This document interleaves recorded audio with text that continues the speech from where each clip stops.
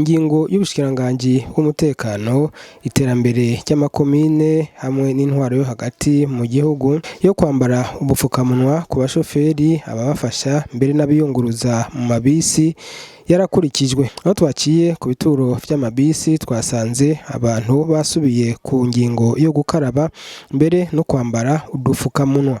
Minani Bosco, mukuru w'ishirahamwe ryunguruza abantu atarabo mu camake y'igifaransa, akavuga ko iyo ngingo nabo bafasha kuyubahiriza, kandi ngo hejuru y'iyo ngingo y'ubushikiranganji ngo nabo nyene barafise amategeko batanga kugira ngo abashoferi n'abakonvoyeri bazubahirize mu ntumbero yo kwirinda ikiza ca corona. Nivyo twebwe irya ngingo twayakiriye neza, yaje kudufasha kugira ngo dushobore gushira mu ngiro ingingo zose zagiye zirafatwa n'ubushikiranganji bw'intwaro yo hagati mu gihugu, ubushikiranganji bw'amagara y'abantu.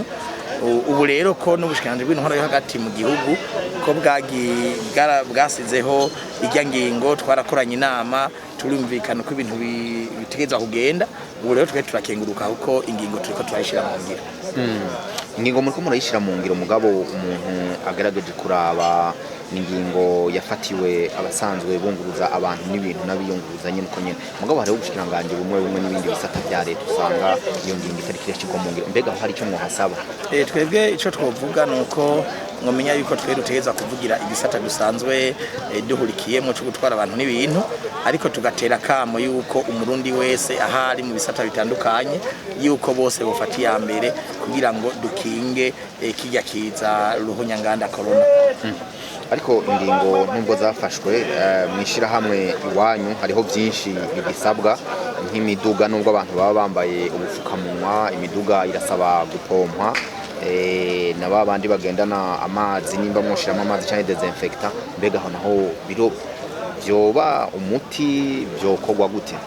Twebwe ingingo zose zishoboka turiko turazifata.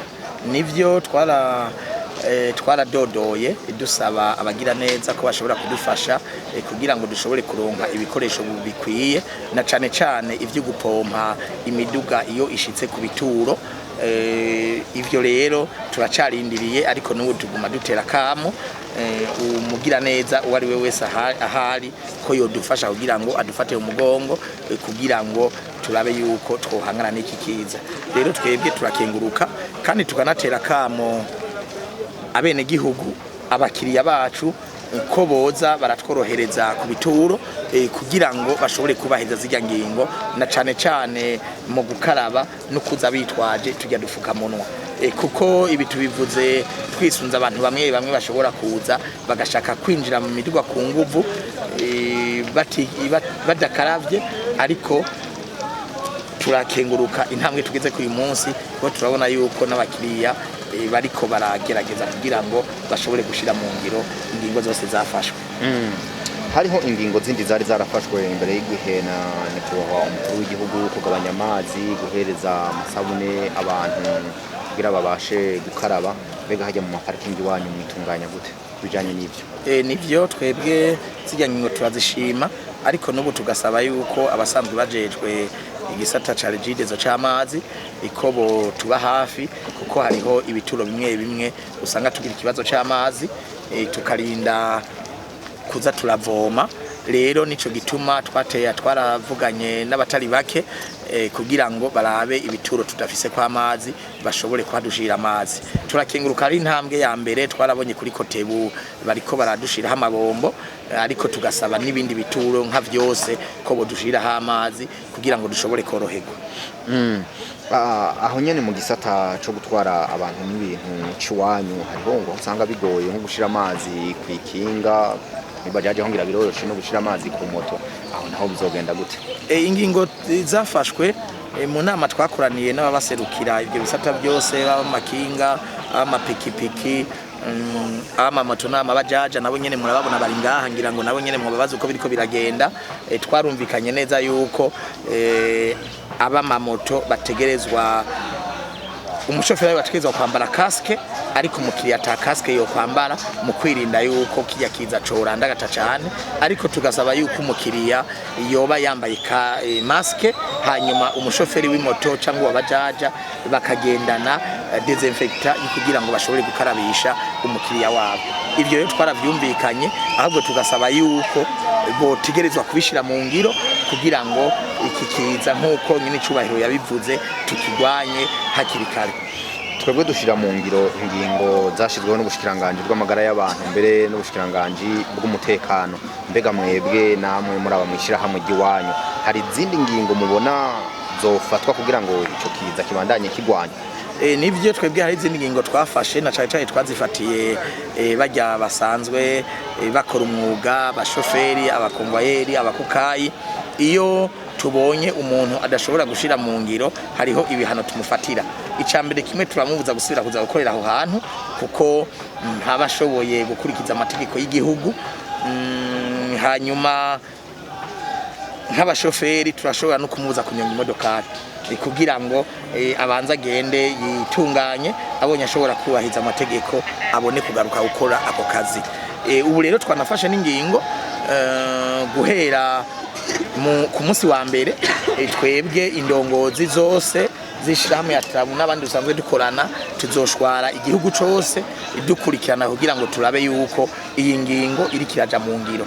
Ivyo rero nibaza yuko namwe bw'abanyamakuru atakindi mwokora mwogerageza kuguma mukurikirana, kuko iyo mudufaije gukurikirana biratuma muguma mubivuga kugira ngo umwene gihugu ari we wese ahari ashobore kumva ijwi ryanyu, kuko ijwi ry'amaradiyo n'ibinyamakuru rishika kure.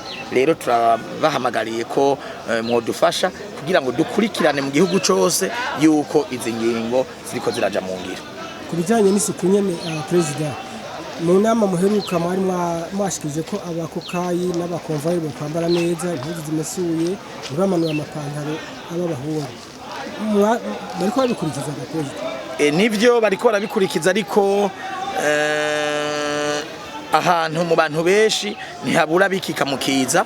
Nico gituma amakomite mixed dose giterutiye twasizeho ategerezwa kuguma kurikirana kugira ngo bategerezwe gukurikiza impanuro twabahaye, ndetse n'ingingo twafashe yo kugira ngo bashobore kubandanya bambara neza, hamwe no gushira twa tudobo twovuga yuko ari utwo gushiramwe ubucafu mu miduga kugira ngo dushobore kubahiriza zijya ngingo zose zafashwe. Ivyo rero nivyo turiko turakora, niryo sekeza twihaye ku kwezi kose guhera ku munsi wa mbere ko tuzoba turiko turashwara ku bituro byose kugira ngo izo ngingo zishobore kuja mu ngiro. Nyakubahwa Perezida, hariho n'izindi ngingo, hariho n'iyindi ngingo mwari mwafashe korohereza abantu bamwe igihe ari cyo kurira ku mabisi, harimo abadamu bibungenze, mugabo abakokayi turahaca niho twama, hariho abantu bagira ngo banzuje hariya ngo turabanza tuvugane. Wobo uramenye ibyo bintu bavugana ivyo ari byo? Nivyo, hariho ingingo zimwe zafashwe, kandi zijya ngingo twafashe sizo twikuriye mu mutwe, ziri mu gitabo c'amategeko kigenga ivy'uruja n'uruza mu mabarabara.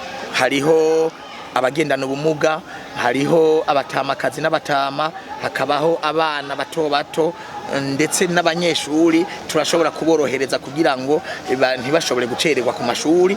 Izo ngingo rero dusaba yuko mwebwe abanyamakuru uwo mubonye adashoboye kuzubahiriza, yaba umukokayi cyangwa umukonvoyeri, bajya bajejwe gutondekesha abantu, ko muza murabitumenyesha kugira ngo dushobore kumusubiza ku murongo hakiri kare.